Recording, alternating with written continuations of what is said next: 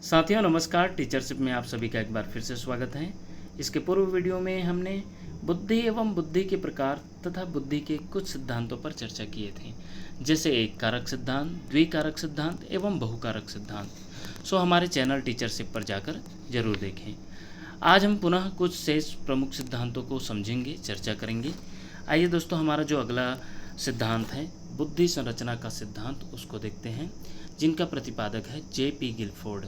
याद रखिएगा, बुद्धि संरचना का सिद्धांत का जो प्रतिपादक है जे.पी. गिलफोर्ड, और इस सिद्धांत को अन्य नाम से भी जाना जाता है त्रिआयामी सिद्धांत या त्रिविमी सिद्धांत भी कहते हैं।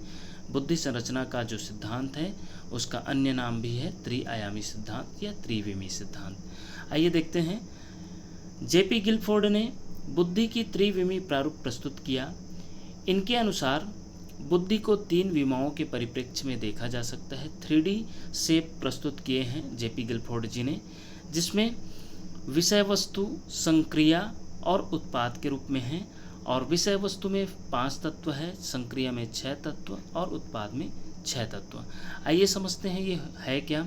अर्थात गिलफोर्ड तथा उनके सहयोगियों ने कहा कि कुल 180 5 गुणा 6 गुणा 6 भिन्न भिन्न प्रकार की मानसिक योग्यताएं हो सकती हैं। अब देखते हैं दोस्तों, ये जो मानसिक योग्यताओं की जो संख्या बताए हैं गिलफोर्ड एवं सहयोगियों के द्वारा, 180 जो मानसिक योग्यताएं हैं, उसमें जो है सबसे पहले वो जो हमारे मानसिक जो मस्तिष्क में विषय वस्तु पहले आती है। 3D शेप से हम समझते हैं, 3D शेप यहाँ पर है, त्रिविमी संरचना है यहाँ पास, उसको समझते हैं। तो हमारे जो मस्तिष्क में किस रूप में जो भी हमारे मानसिक योग्यताएं हैं वो किस रूप में इंटर होती है, तो याद रखिएगा विषय वस्तु के रूप में इंटर होती है। दृश्य, श्रव्य, सांकेतिक, शाब्दिक और व्यवहारिक, इस रूप में हमारे मस्तिष्क में इंटर होती है, अंदर आती है। फिर जो प्रोसेसिंग होता है वो संक्रियाएं के रूप में होता है दोस्तों। तो संक्रियाएं में क्या क्या चीज़ है? संज्ञान होता है, स्मृति धारण होता है, स्मृति लेखन होता है, परंपरागत चिंतन, गैर परंपरागत चिंतन, फिर मूल्यांकन, इस रूप में प्रोसेस होता है हमारे मस्तिष्क में। फिर अगला देखेंगे, उत्पाद के रूप में हमारे मस्तिष्क से वह सभी जो हमारी मानसिक योग्यताएं हैं हम उत्पाद के रूप में हम एग्जिट कराते हैं, या हम जो निष्कर्ष तक पहुंचते हैं वह उत्पाद जो है इकाइयों के रूप में, वर्ग, संबंध, प्रणाली, प्रत्यावर्तन, निहितार्थ, इस प्रकार जो हमारा मस्तिष्क में जो मानसिक योग्यताएं हैं उन सभी का जो प्रोसेस होता है वह है विषय वस्तु के रूप में इनपुट, यहाँ होता है प्रोसेसिंग संक्रियाओं के रूप में, और इसको हम समझ सकते हैं उत्पाद के रूप में आउटपुट होता है। तो इस प्रकार जो 3D शेप से जो गिलफोर्ड जी अपनी बुद्धि के सिद्धांत को समझाया वो बहुत ही आकर्षक रहा। आगे हम देखेंगे दोस्तों नेक्स्ट सिद्धांत, तरल ठोस बुद्धि का सिद्धांत। जो नेक्स्ट सिद्धांत है दोस्तों, तरल ठोस बुद्धि का सिद्धांत, जिनका प्रतिपादक है R.B. कैटल। याद रखिएगा दोस्तों, तरल ठोस बुद्धि का सिद्धांत ये भी बहुत इंपॉर्टेंट सिद्धांत है, जिनका प्रतिपादक है R.B. कैटल। इसमें होता क्या है दोस्तों, जानते हैं। इनके अनुसार बुद्धि के 2 महत्वपूर्ण तत्व होते हैं। R.B. कैटल जी बोलते हैं बुद्धि के जो प्रमुख तत्व है वह 2 प्रकार के होते हैं इनके अनुसार, तरल बुद्धि और ठोस बुद्धि। तो तरल बुद्धि होता क्या है उसको समझते हैं। तो तरल बुद्धि जो होता है वंशानुगत कारकों द्वारा निर्धारित होती है, और यह तर्क, चिंतन, समस्या समाधान निकालने की जन्मजात योग्यता होती है। जो हमारी जो तरल बुद्धि है, तरल बुद्धि जिनका नाम बताए हैं कैटल जी, वो अपने सिद्धांत में बताए हैं कि यह जो होता है तरल बुद्धि जन्मजात योग्यता होती है, और यह आयु के अनुसार बदलते रहती है या मिट जाती है। जो बचपन में हमारी कुछ जन्मजात यादें होती हैं वो कुछ या हमारे साथ हुआ रहता है, तो वो समय के साथ बदलते रहता है और ये मिटते जाती हैं। जबकि यहीं यदि हम ठोस बुद्धि को देखें तो ठोस बुद्धि क्या होता है, पर्यावरणीय कारकों द्वारा निर्धारित होती है, और यह शिक्षा, प्रशिक्षण व अनुभव द्वारा निर्धारित होती है, या शिक्षा, प्रशिक्षण या अनुभव पर आधारित होता है।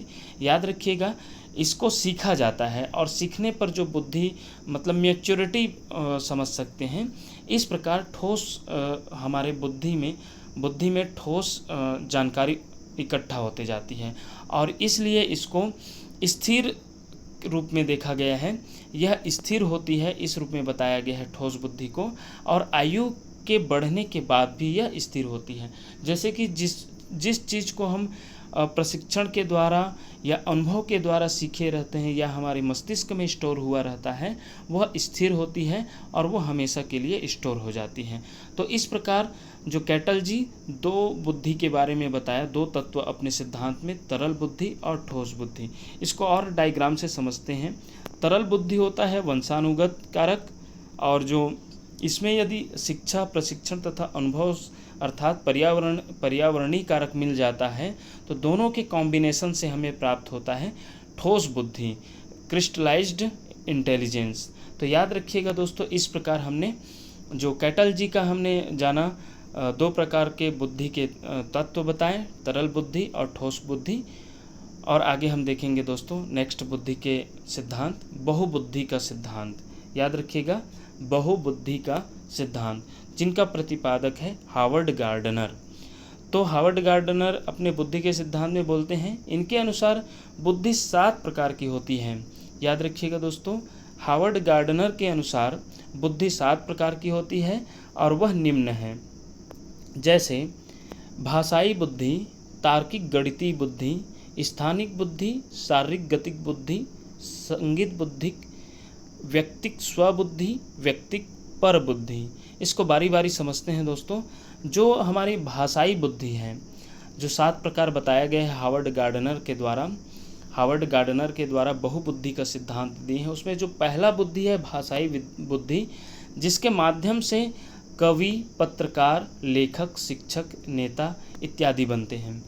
वहीं अगर हम तार्किक गणितीय बुद्धि, जो दूसरा प्रकार है हावर्ड गार्डनर जी का, वह इस बुद्धि का इस्तेमाल करके क्या बनते हैं, वैज्ञानिक, गणितज्ञ, शोधकर्ता, लेखपाल आदि बनते हैं। और यहीं यदि हम तीसरा जो प्रकार देखें स्थानिक बुद्धि, तो स्थानिक बुद्धि में स्थान संबंधी जो हमारा बुद्धि में स्थान संबंधी बुद्धि का विकास होता है, उसमें उसके द्वारा जो इस बुद्धि का जो सबसे ज़्यादा प्रयोग होता है वह चित्रकार लोग के द्वारा, आर्किटेक्ट लोग करते हैं, मैकेनिक लोग और डिजाइनर्स। तो स्थानिक बुद्धि के जो उदाहरण समझे हम, चित्रकार, आर्किटेक्ट, मैकेनिक, डिजाइनर्स के द्वारा समझ सकते हैं। जो नेक्स्ट प्रकार है शारीरिक गतिक बुद्धि। तो शारीरिक गतिक बुद्धि जो है अपना इस बुद्धि का जो उपयोग कौन लोग करते हैं, खिलाड़ी, नर्तक जैसे डांसर, डॉक्टर, एथलीट आदि लोग शारीरिक गतिक बुद्धि के तहत आएंगे। और यहीं पर यदि हम संगीत बुद्धि के बात करेंगे तो वो स्पष्ट है दोस्तों, संगीत अर्थात संगीतकार, गायक, वादक आदि संगीत बुद्धि का इस्तेमाल करते हैं या उसके बुद्धि में यह विद्यमान, इस क्षमता के कारण वह संगीतकार, गायक या वादक बनते हैं। आगे यही देखते हैं प्रकार में। तो व्यक्तिक स्वबुद्धि, तो व्यक्तिक स्वबुद्धि में स्वबुद्धि मतलब हम सेल्फ बुद्धि की बात करेंगे तो वह सेल्फ गहन चिंतन के द्वारा दार्शनिक अनुसंधानकर्ता आदि बनते हैं। तो इस बुद्धि का इस्तेमाल से दार्शनिक अनुसंधानकर्ता। और एक होता है नेक्स्ट और लास्ट 7वां प्रकार व्यक्तिक पर बुद्धि। तो यह होता है दूसरों पर, व्यक्तिक पर मतलब होता है सेल्फ ना होकर सामने वाले के लिए जो इस्तेमाल करते हैं। तो व्यक्तिक पर बुद्धि है जो है इस बुद्धि का इस्तेमाल करने वाला या इस बुद्धि के उपयोग से परामर्शदाता, व्यापारी, राजनीतिज्ञ आदि। और आजकल की भाषा में बोला जाए तो इस बुद्धि के उपयोग से आजकल बहुत से मोटिवेशनल स्पीकर बनते जा रहे हैं। इसी बुद्धि के कारण ही मोटिवेशनल स्पीकर बन रहे हैं। तो इस प्रकार के हमने इस 7 प्रकार बुद्धि का हावर्ड गार्डनर के द्वारा जो दिए गए हैं उसको जाना। आगे हम देखेंगे दोस्तों बुद्धि का पदानुक्रमिक सिद्धांत, जो कि बहुत ही इम्पोर्टेंट सिद्धांत है ये भी, जिनका प्रतिपादक है फिलिप बर्नर। इनके अनुसार मानवीय योग्यताओं की संरचना प्रस्तुत करते हुए कहते हैं कि मानवीय जो योग्यताएं हैं वह क्रमिक रूप में व्यवस्थित होती है, क्रम से चलता है। इस प्रकार फिलिप बर्नर जी अपने सिद्धांत में बोलते हैं। नाम से स्पष्ट है दोस्तों, बुद्धि का जो पदानुक्रमिक है वो पद क्रम के अनुसार चलता है, पद बाय पद ऐसे समझ सकते हैं। आगे समझते भी हैं इस क्रमबद्ध व्यवस्था में क्रमशः सबसे पहले आता है सामान्य कारक, फिर मुख्य समूह कारक, फिर लघु समूह कारक, फिर विशिष्ट कारक। याद रखिएगा, जो हमारा सबसे पहला कारक है वो सामान्य कारक, फिर मुख्य समूह कारक, फिर लघु समूह कारक, फिर विशिष्ट कारक। और ये भी होते हैं कैसे, क्रमिक रूप में या क्रमबद्ध रूप में। इसको हम डायग्राम से समझते हैं। सबसे पहले हमारा जो जी फैक्टर होता है सामान्य कारक ऊपर में, फिर ये दो भागों में बढ़ जाता है इस प्रकार VEDKM। इसका मतलब है दोस्तों वर्बल एजुकेशन, मतलब मौखिक शाब्दिक जो होता है वर्बल एजुकेशन, और ये होता है काइनेटिक या मैकेनिकल जो चीज़ होता है वो, ये दो भागों में बढ़ गया जो हमारा सामान्य कारक है। और ये दोनों भाग को ही जो बटा है उसको हम मुख्य समूह कारक की श्रेणी में रखेंगे। और यह जो है फिर से छोटे छोटे भागों में बढ़ जाएगा, शाब्दिक, आंकिक, अन्य, और यही काइनेटिक मैकेनिकल को देखेंगे तो यांत्रिक, गतिक, अन्य में बढ़ जाएगा। और ये स्टेप कहलाएगा दोस्तों, यह स्टेप कहलाएगा लघु समूह कारक। याद रखिएगा, जो तीसरा जो है लघु समूह कारक। और ये सब फिर से छोटे छोटे भाग में बढ़ जाएगा, छोटे छोटे भाग में बढ़ जाएगा। तो इन भागों को सबसे लास्ट चरण को बोलते हैं दोस्तों, याद रखिएगा, सबसे लास्ट चरण को बोलते हैं विशिष्ट कारक। याद रखिएगा, इस प्रकार यह एक जो है पिरामिड के रूप में चलता है।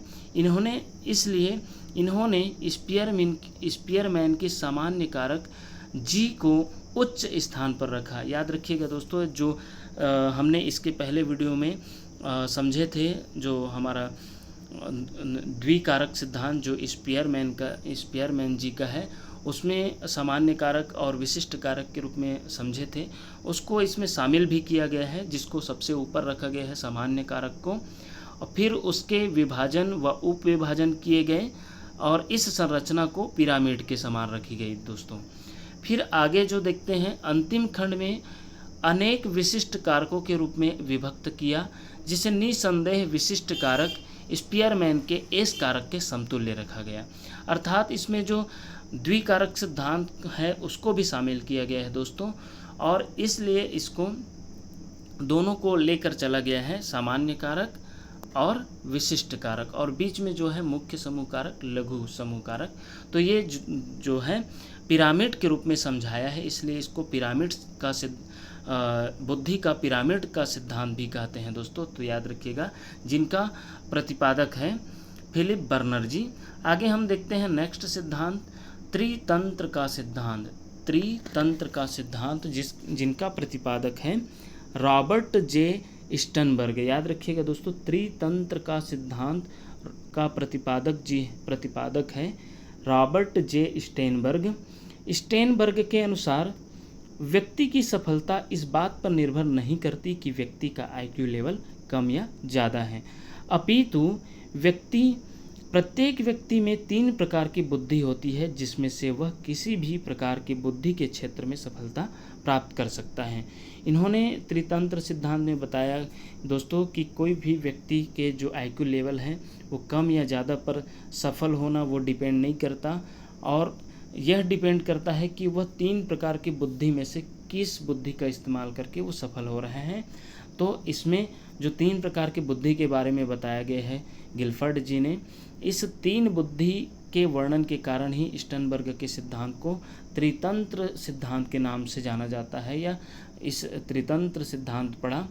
तो जो है हमारा स्टनबर्ग का जो त्रितंत्र सिद्धांत है उसमें पहला है घटकी सिद्धांत, जिसे विश्लेषणात्मक बुद्धि भी कहते हैं, और दूसरा है अनुभवजन्य उपसिद्धांत, और तीसरा है संदर्भात्मक उपसिद्धांत। याद रखिएगा दोस्तों, जो पहला है वो घटकी सिद्धांत, और इसको विश्लेषणात्मक बुद्धि भी, इस घटकी सिद्धांत को विश्लेषणात्मक बुद्धि के रूप में जाना जाता है, जिसके माध्यम से तर्क, वितर्क, कार्य विभाजन, अमूर्त चिंतन के द्वारा इस सिद्धांत को समझ सकते हैं। और अनुभवजन्य उपसिद्धांत को रचनात्मक बुद्धि, क्रिएटिविटी, इंटेलिजेंस के रूप में समझ सकते हैं। पूर्व अनुभव तथा पूर्व ज्ञान के द्वारा सृजन करता है इस उपसिद्धांत के द्वारा। और जो तीसरा उपसिद्धांत है संदर्भात्मक उपसिद्धांत, जिसको हम व्यवहारिक बुद्धि कहेंगे या प्रैक्टिकल इंटेलिजेंस कहेंगे। और यह जो है प्रैक्टिकली ज्ञान द्वारा वातावरण के साथ समायोजन करने में सहायक होता है। तो इस प्रकार हमने इन दोनों वीडियो के द्वारा बुद्धि एवं बुद्धि के सिद्धांतों को समझा। इसके आने वाले वीडियो में बुद्धि मापन प्रणाली के बारे में जानेंगे। बुद्धि मापन किसने दिया, बुद्धि मापन किस प्रकार होता है, मानसिक आयु, बुद्धि लब्धि, मानसिक आयु, वास्तविक आयु, इस प्रकार बुद्धि मापन प्रणाली को समझेंगे। तब तक के लिए देखते रहिए आपका अपना channel teachership. Thanks for watching दोस्तों।